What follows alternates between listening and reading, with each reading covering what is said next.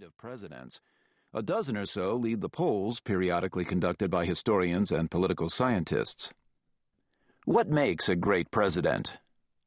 Great presidents possess, or are possessed by, a vision of an ideal America. Their passion, as they grasp the helm, is to set the ship of state on the right course toward the port they seek. Great presidents also have a deep psychic connection with the needs, anxieties, dreams of people.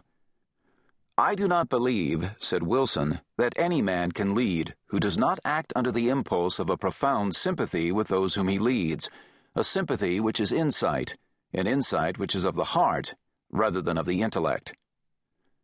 All of our great presidents, said Franklin D. Roosevelt, were leaders of thought at a time when certain ideas in the life of the nation had to be clarified.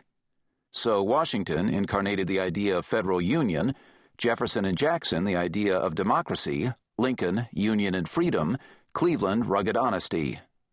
Theodore Roosevelt and Wilson, said FDR, were both moral leaders, each in his own way and his own time, who used the presidency as a pulpit. To succeed, presidents must not only have a port to seek, but they must convince Congress and the electorate that it is a port worth seeking. Politics in a democracy is ultimately an educational process, an adventure in persuasion and consent. Every president stands in Theodore Roosevelt's bully pulpit. The greatest presidents in the scholars' rankings, Washington, Lincoln, and Franklin Roosevelt, were leaders who confronted and overcame the Republic's greatest crises. Crisis widens presidential opportunities for bold and imaginative action, but it does not guarantee presidential greatness. The crisis of secession did not spur Buchanan, or the crisis of depression spur Hoover, to creative leadership. Their inadequacies in the face of crisis allowed Lincoln and the second Roosevelt to show the difference individuals make to history. Still, even in the absence of first-order crisis, forceful and persuasive presidents, Jefferson, Jackson, Theodore Roosevelt, Ronald Reagan, are able to impose their own priorities on the country. The diverse drama of the presidency offers a fascinating set of tales. Biographies of American presidents constitute a chronicle of wisdom and folly, nobility and pettiness, courage and cunning, forthrightness and deceit, quarrel and consensus. The turmoil perennially swirling around the White House illuminates the heart of the American democracy. It is the aim of the American Presidents series to present the grand panorama of our chief executives in volumes compact enough for the busy reader, lucid enough for the student, authoritative enough for the scholar. Each volume offers a distillation of character and career. I hope that these lives will give readers some understanding of the pitfalls and potentialities of the presidency, and also of the responsibilities of citizenship. Truman's famous sign, "The buck stops here," tells only half the story. Citizens cannot escape the ultimate responsibility. It is in the voting booth, not on the presidential desk, that the buck finally stops.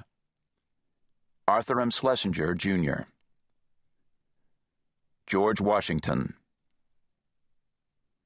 Prologue. Slowly, the ornate carriage lumbered on its long journey northeastward toward New York. At every stop along the way, outpourings of people crowded around the general, cheering him while church bells rang and cannon boomed. People sang and people wept. Crossing a bridge outside of Philadelphia, he passed under an elaborate arch erected in his honor and was crowned with a wreath of laurels. He rode into Philadelphia on a white horse as 20,000 citizens struggled to catch a glimpse of their hero. In Trenton, women and girls scattered blossoms on the ground before him, singing "Welcome, Mighty Chief."